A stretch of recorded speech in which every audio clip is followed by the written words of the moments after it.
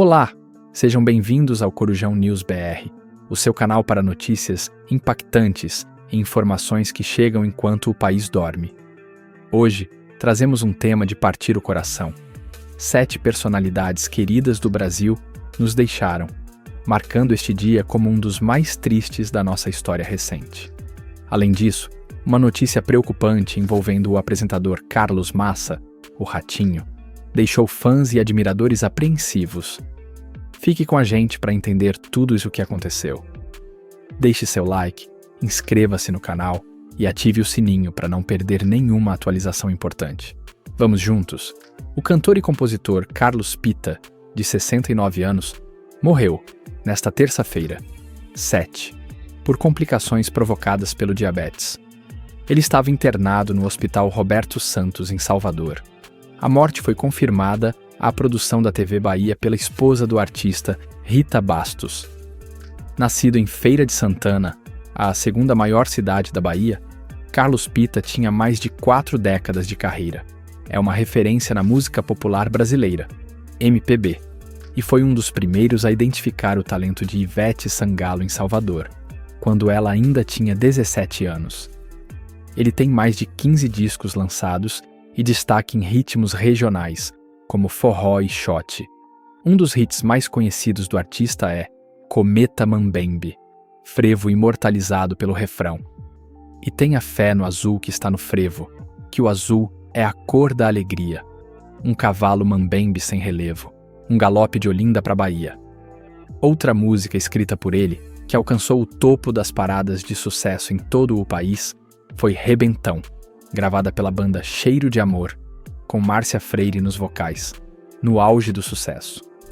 Pita gravou canções com artistas como Elba Ramalho, Alcione e Margareth Menezes. Também dividiu palco com nomes como Caetano Veloso, Dominguinhos, Geraldo Azevedo, Belchior, Nando Cordel, Fagner. Ao longo da carreira, se apresentou em países como Estados Unidos, Alemanha, Itália, Bélgica e na Suíça, no renomado Festival de Montreux.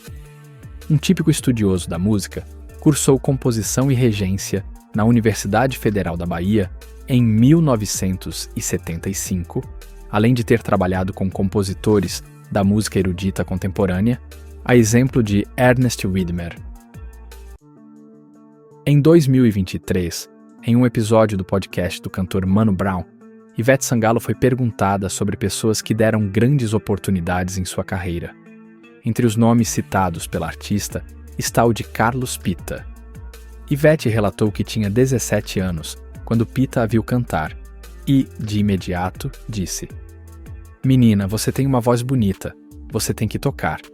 Ivete se lamentou por não ter um violão elétrico e Carlos Pita emprestou seu próprio instrumento para que ela pudesse avançar na carreira e iniciar apresentações em barzinhos.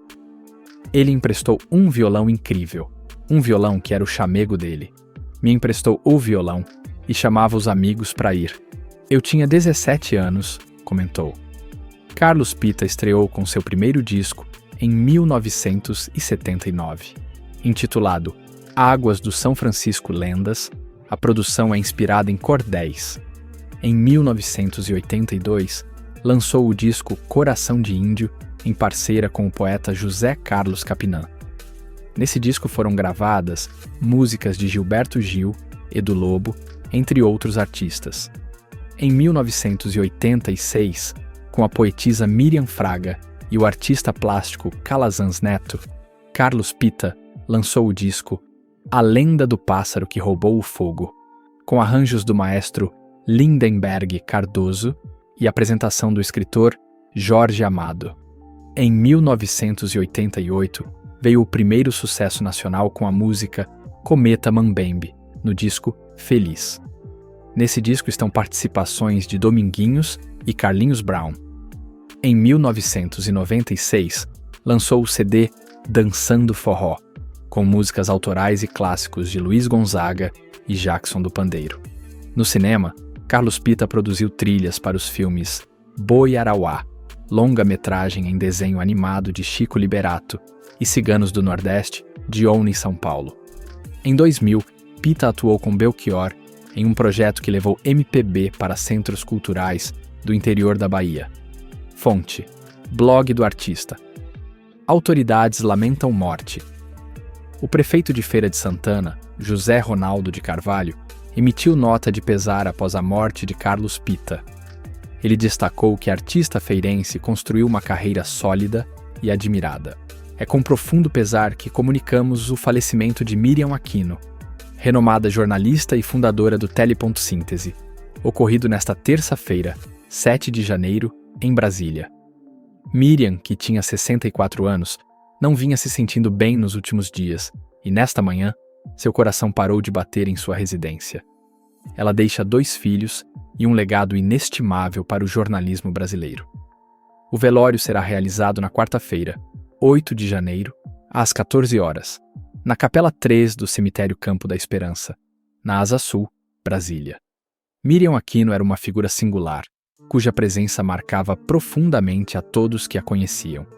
Jornalista experiente e apaixonada por sua profissão, Miriam tinha uma habilidade rara de compreender e traduzir o complexo mundo das telecomunicações e tecnologia. Foi uma das pioneiras no jornalismo especializado no Brasil, ajudando a construir a credibilidade de veículos como o Tele.Síntese, DMI, Ponto ISP, Momento Editorial e Bit Social. Com mais de 3 décadas de experiência, Miriam acumulou passagens por veículos de prestígio, como o Globo, Correio Brasiliense, Jornal de Brasília, Gazeta Mercantil e outras publicações que moldaram o jornalismo nacional. Ao lado de Lia Ribeiro Dias, fundou a Momento Editorial, que viria a se tornar referência na cobertura de tecnologia e telecomunicações no país. Miriam não era apenas uma jornalista brilhante, mas também uma líder inspiradora. Ela fazia com que cada projeto se tornasse uma oportunidade de aprendizado e crescimento para quem estava ao seu redor. Sempre aberta ao diálogo e com uma energia contagiante, Miriam transformava reuniões de trabalho em momentos inesquecíveis, que frequentemente terminavam em encontros calorosos em sua casa. Durante a pandemia de Covid-19, sua liderança foi crucial em um momento de desafios para os sites especializados. Foi uma das entusiastas da união entre veículos concorrentes, como Tele.Síntese, Teletime, Convergência Digital, Mobile Time e TI Inside, que juntos criaram o evento 5x5. Essa colaboração inédita ajudou a fortalecer o jornalismo especializado em um momento de grande incerteza. Miriam era uma jornalista à moda antiga, no melhor sentido da expressão. Valorizava a apuração rigorosa e o contato direto com as fontes, sempre priorizando a verdade e a qualidade das informações. Mesmo ocupando cargos de liderança, nunca abandonou seu lado repórter, participando ativamente das coberturas e contribuindo com sua expertise para tornar temas técnicos mais acessíveis. Seus textos eram marcados pela clareza e precisão, refletindo um compromisso inabalável com a ética jornalística. Sua dedicação influenciou uma geração de profissionais e ajudou a moldar o setor de telecomunicações no Brasil. O impacto de Miriam Aquino vai muito além das reportagens e projetos que liderou. Ela era uma mentora para muitos e uma inspiração para todos que tiveram a sorte de trabalhar com ela. Sua generosidade em compartilhar conhecimento e sua paixão pelo jornalismo continuarão a guiar as futuras gerações de profissionais. Hoje, nos despedimos de Miriam com tristeza, mas também com imensa gratidão por tudo o que ela representou. Seu sorriso, sua energia e seu compromisso com a verdade deixam uma marca indelével em todos que cruzaram seu caminho. Embora sua partida seja uma perda irreparável, o legado de Miriam Aquino seguirá vivo como um farol para o jornalismo brasileiro e o setor de telecomunicações. Descanse em paz, Miriam. Seu exemplo e suas contribuições jamais serão esquecidos. Faleceu na noite desta terça-feira, 7 de janeiro, aos 67 anos, o Frei Ruth Walter Alves Brito, vítima de complicações de um câncer. Internado no Hospital Santa Isabel, em Salvador, o religioso deixa um legado significativo de fé, dedicação e trabalho social. Natural de Canarana, no norte da Bahia, Frei Ruth Walter era uma figura marcante na Igreja Católica e um pilar da comunidade em Feira de Santana, onde exerceu grande parte de sua trajetória religiosa e profissional. Uma vida dedicada à fé e à comunidade. Desde jovem, Ruth Walter sentiu o chamado para a vida religiosa. Foi na cidade de Sapeaçu, no recôncavo baiano, que descobriu sua vocação, ingressando na Ordem dos Frades Menores Capuchinhos, em 1985, em Feira de Santana. 3 anos depois foi ordenado sacerdote, marcando o início de uma jornada que tocaria profundamente a vida de muitas pessoas. O frei se destacou pela liderança e compromisso com a causa dos mais necessitados. Em 1995, assumiu a superintendência das rádios Princesa FM e Sociedade News FM, da Fundação Santo Antônio, em Feira de Santana. Sob sua gestão, essas emissoras se tornaram ferramentas essenciais de comunicação e evangelização, ampliando o alcance das ações sociais e espirituais da Ordem Capuchinha. Ao mesmo tempo, Frei Ruth Walter acumulava funções como vigário paroquial e membro do Convento dos Frades Capuchinhos, além de ser definidor, um dos cargos administrativos mais relevantes dentro da Ordem. Missões que transformaram vidas. Frei Ruth Walter foi um verdadeiro exemplo de obediência e dedicação à sua vocação. Mesmo após deixar Feira de Santana, continuou servindo em diversas cidades da Bahia, como Jaguaquara, Ceabra e Santo Antônio de Jesus. Em cada local, ele era mais do que um sacerdote. Era um conselheiro, amigo e líder espiritual, sempre disposto a escutar e ajudar quem o procurava. Seu trabalho ia além das missas e celebrações. Ele se envolvia profundamente nas comunidades, ajudando a criar iniciativas de apoio aos mais vulneráveis e fortalecendo os laços entre a Igreja e a população. Sua passagem por cidades pequenas e grandes deixou marcas que dificilmente serão apagadas. A morte de Frei Ruth Walter representa uma perda irreparável para a Igreja Católica e para as comunidades onde ele atuou. No entanto, seu legado permanece vivo nas ações que realizou, nos ensinamentos que transmitiu e nas vidas que impactou. Sua capacidade de aliar espiritualidade e ação prática foi admirável. Como superintendente das rádios da Fundação Santo Antônio, ele compreendeu o poder da comunicação como ferramenta de evangelização e transformação social, mostrando que a fé pode alcançar pessoas de maneiras inovadoras. Frei Ruth Walter não será lembrado apenas como um sacerdote, mas como um homem que se dedicou integralmente a servir ao próximo, buscando sempre espalhar o amor, a caridade e a palavra de Deus. Que sua vida continue sendo fonte de inspiração para muitos e que sua memória seja celebrada como exemplo de dedicação e fé. Descanse em paz, Frei Ruth Walter. A morte precoce de Keller Fornes, aos 32 anos, deixou um vazio no universo artístico e nos corações de quem o conheceu. Conhecido por seu papel na série County Rescue e por sua breve participação em The Walking Dead, Fornes era um talento promissor, cujas contribuições para o cinema e a televisão serão sempre lembradas. A notícia de seu falecimento, ocorrida em 19 de dezembro no estado do Texas, só foi revelada recentemente por meio de um comunicado no Instagram do canal Great American Family, responsável por produções familiares e religiosas. Nascido em Lubbock, no Texas, em 22 de abril de 1992, Keller Fornes sempre demonstrou paixão pelas artes. Após estudar na University of North Texas, mudou-se para Atlanta em busca de oportunidades na carreira artística. O caminho, como o de muitos atores em ascensão, não foi fácil. Antes de conquistar papéis importantes, Fornes trabalhou como garçom e personal trainer, empregos que sustentaram sua determinação e resiliência enquanto buscava seu lugar na indústria do entretenimento. Fornes começou a se destacar em 2017, com papéis em produções televisivas. Sua versatilidade permitiu que ele transitasse entre diferentes gêneros, do drama ao suspense, consolidando sua presença como ator em séries como County Rescue, onde interpretou um dos bombeiros heróicos. Sua atuação também brilhou em séries como Genius e Encontrados, demonstrando que ele não era apenas um ator, mas um verdadeiro contador de histórias. Além de ator, Keller Fornes era escritor, roteirista, cantor e compositor. Sua criatividade ia muito além das telas, revelando uma mente inquieta e apaixonada pela arte em todas as suas formas. Ele dirigiu e protagonizou curtas e documentários, sempre buscando maneiras de expressar sua visão de mundo.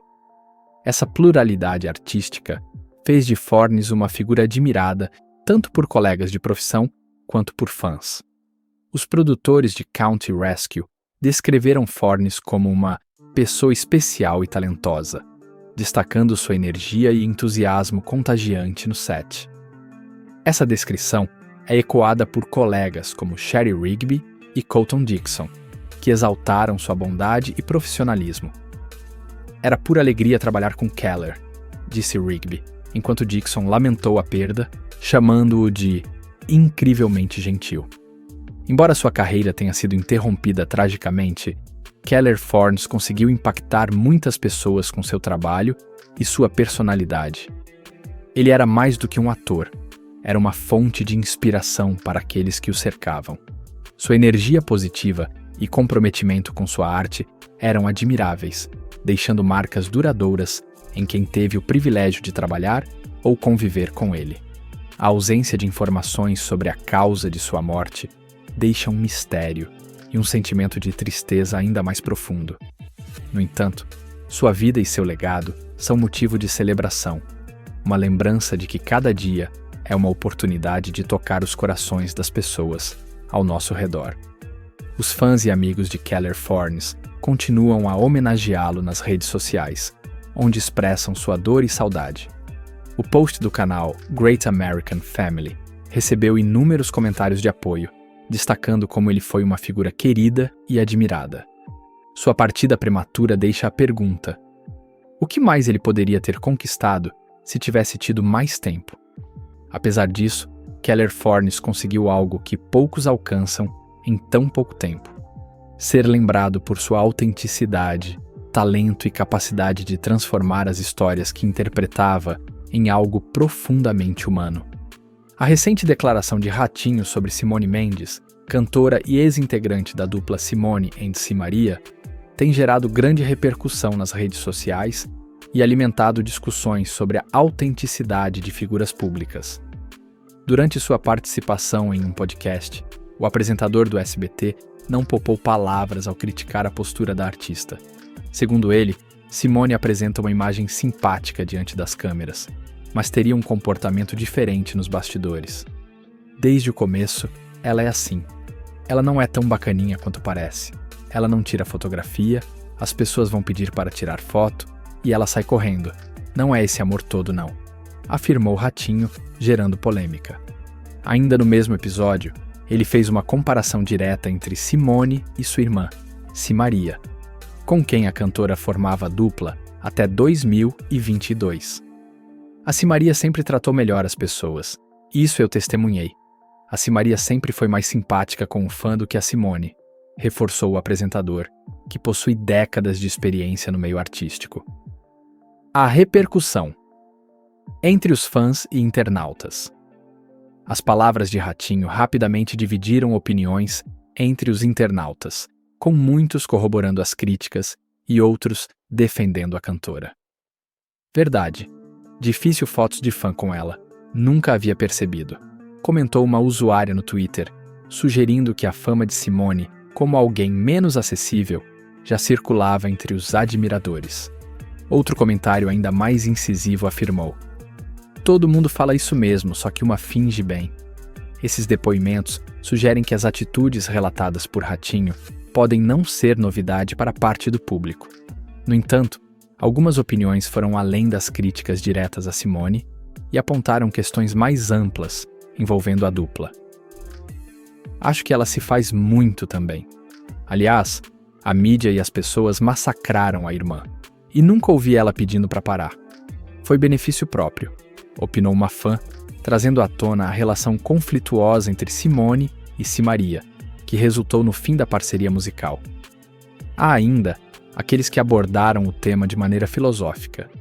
Quando a pessoa é boazinha demais, desconfie, alertou um internauta, colocando em dúvida a imagem pública de qualquer celebridade que pareça perfeita demais.